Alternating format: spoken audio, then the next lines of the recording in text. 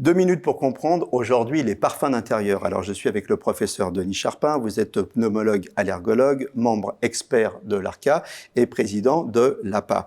Les parfums d'intérieur, ça sent bon, mais pour autant, est-ce que c'est bon pour la santé ou est-ce qu'il faut s'en méfier et que c'est un peu dangereux? Voilà, alors ça sent bon et donc c'est attractif pour la population qui a le sentiment que pour que quelque chose soit sain, pour que l'atmosphère soit saine, il faut que ça sente bon.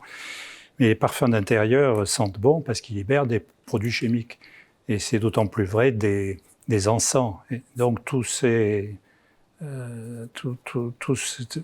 substances libèrent des produits irritants et parfois des produits cancérigènes. C'est le cas notamment des encens. Donc on peut pas dire qu'il faut les éviter totalement, on peut les utiliser de façon ponctuelle, mais ça serait vraiment pas une bonne idée de s'en servir au quotidien.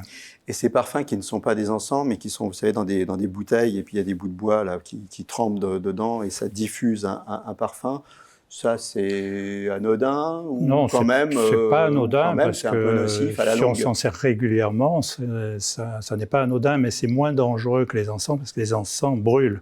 Et la combustion produit ces produits cancérigènes, notamment le benzène. D'accord. Donc c'est plutôt de ces produits-là qu'il faut se méfier, mais malgré tout, les autres ne sont pas anodins si on les utilise régulièrement, voire quotidiennement. Et alors, quid des chambres d'enfants?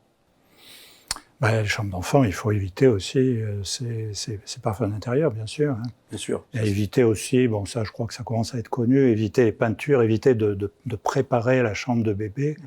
Dès avant la naissance, En fait, pour conclure, ce qu'on pourrait dire, c'est que les odeurs, c'est trompeur, et il vaut mieux que ça sente rien, c'est moins nocif, plutôt que ça sente bon, et que finalement, ce soit pas si bon que ça pour la santé. Tout à fait. Nos émissions vous plaisent, alors aidez-nous à faire grandir la chaîne.